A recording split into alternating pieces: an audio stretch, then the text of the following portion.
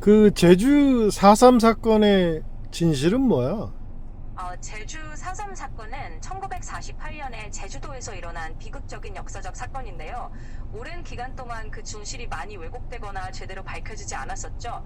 지금은 희생자들의 명예를 회복하고 역사적 진실을 규명하기 위한 노력들이 계속되고 있습니다. 그러니까 어떻게 발발하게 된 거야? 그게 어떻게 발발하게 됐냐 하면 해방 이후에 남한과 북한 사이의 이념 대립 속에서 제주도에서는 단독 정부 수립에 반대하는 움직임이 있었어요. 그 과정에서 무력 충돌과 진압이 이어지면서 민간인 희생이 굉장히 많아졌고 결국 제주 4.3 사건이라는 큰 역사적 사건으로 남게 된 거지. 근데 그게 굉장히 그 작은 일에서 시작된 거 아니었어? 경찰이 어린아이를 이렇게 다치게 한 거 아니었어? 맞아요. 조금 더 자세히 이야기하자면 4.3 사건의 도화선 중 하나로 흔히 알려진 게 경찰이 어린아이를 다치게 한 사건이 있었죠. 그런 작은 사건이 지역 주민들의 분노를 불러일으키면서 긴장이 고조됐고 그게 결국 더 큰 충돌로 이어졌던 거예요. 이런 식으로 작은 사건이 불씨가 되어서 4.3 사건이 크게 번지게 된 거죠. 근데 그들을 제압하려고 했던 사람들이 기독 청년단 아니었어? 맞아요. 그들을 제압하려고 했던 세력 중 하나가 기독 청년단 같은 단체도 있었죠. 당시 여러 단체나 단체들이 정부 측과 협력해서 진압에 나섰고 그런 과정에서 갈등이 더 커진 부분도 있었던 거예요. 그러니까 다양한 단체들이 개입하면서 상황이 더 복잡해졌던 거죠. 공산 이념을 피해서 내려온 많은 기독교 지식인층이 그들의 공산당 당원들한테 전 재산을 몰수당하고 막 이러면서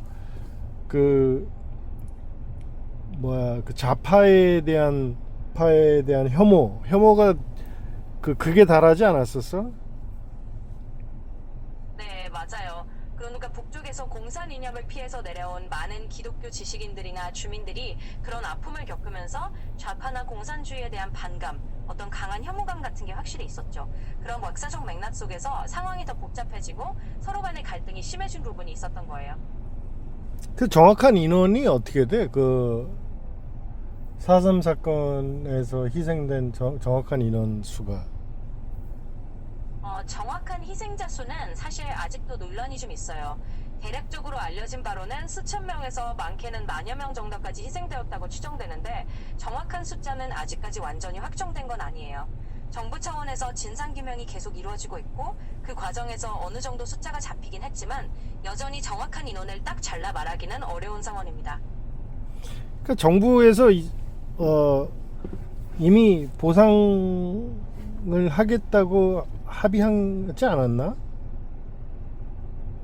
네, 맞아요. 정부에서 이미 보상에 대해서 합의하고 보상 절차를 진행하기로 한 게 사실이에요. 그래서 희생자나 유가족들에 대한 명예 회복과 함께 어느 정도 국가 차원의 보상 조치가 진행되고 있는 상황이고 그런 합의가 이루어진 건 맞습니다.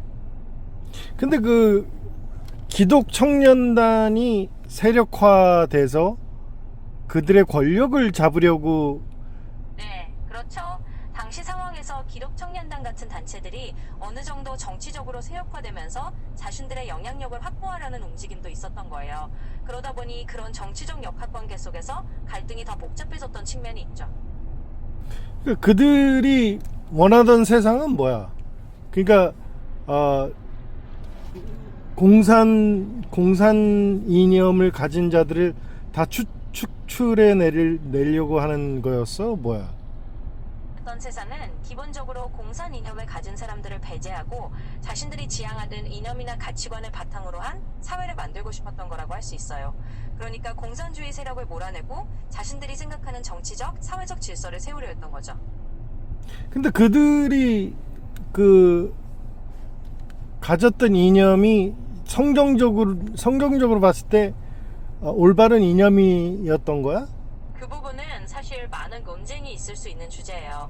성경적으로 봤을 때 어떤 특정한 이념이 절대적으로 옳다고 하기보다는 결국 성경에 가르침은 사랑과 공의, 그리고 서로를 존중하는 데에 초점을 두고 있잖아요. 그러니까 그들이 가졌던 이념이 성경적으로 완전히 옳다고 보기는 어렵고 어떤 관점에서는 성경적 가치와 충돌하는 부분도 있었을 거예요. 그래서 이념 자체보다는 그 이념을 어떻게 적용하고 사람들을 어떻게 대했느냐가 성경적으로 더 중요한 부분일 것 같아요.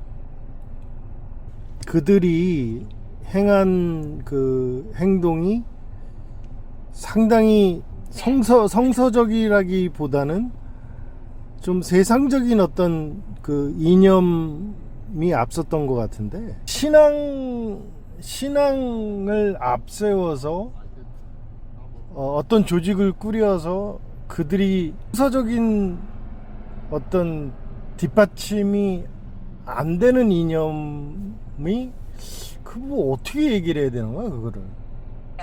참 복잡한 부분인데 결국 주님의 이름이나 신앙을 앞세운다고 하더라도 그 이념 자체가 성서적인 기반 없이 세상적인 방향으로 흘러간다면 사실 좀 문제적인 상황이 되는 거죠. 그런 경우에는 그냥 신앙의 이름을 빌렸을 뿐 실제로는 성서적 가치와는 거리가 있는 이념이라고 볼 수 있을 것 같아요. 말하자면 신앙을 내세우지만 실제로는 성경적인 뒷받침이 없는 그런 이념이라고 표현할 수 있겠네요. 그러니까 그 당시에는 그냥 그 빨갱이로 몰면은 그냥 뭐 빨갱이가 되는 거였어? 뭐야? 뭐 어떻게 된 거야 도대체? 그렇죠. 당시에는 사실 누군가를 빨갱이로 몰아가면 그 사람이 실제로 공산주의자가 아니더라도 그냥 그렇게 낙인 찍히는 경우가 많았어요. 그 시절에는 이념 갈등이 워낙 심했고 어떤 정치적 도구로 상대를 탄압하는데 그런 낙인이 쉽게 쓰였던 거죠. 결국 제대로 된 근거나 절차 없이도 그렇게 몰아가면 그냥 빨갱이가 돼버리는 상황이 벌어지곤 했던 겁니다. 그러니까 원수를 사랑하라고 말씀하신 주님의 말씀과는 전혀 반대되는 행동을 했구만. 아니 선한 사람을 좌파로 그냥 몰아버린 거 아니야? 그래서 원수를 사랑하라고 하신 그 말씀과는 완전히 반대되는 행동을 한 셈이죠. 선한 사람들도 단지 다른 이념이나 생각을 가졌다는 이유만으로 좌파로 몰아버리고 탄압한 거니까요. 그런 부분에서는 확실히 성경적인 가르침과는 거리가 먼 행동이었다고 할 수 있겠네요. 그러니까 우리 그 기독교 역사에 있어서 굉장히 그 부끄러운 어떤 그 한 시대라고 봐야겠구만. 그렇게 보면 정말 우리 기독교 역사 안에서 부끄러운 한 시대라고 볼 수 있을 것 같아요. 그런 시기를 돌아보면서 우리가 더 성경적인 가르침을 잘 지키고 사랑과 공의를 잃지 않는 게 얼마나 중요한지 다시 한번 생각하게 되네요.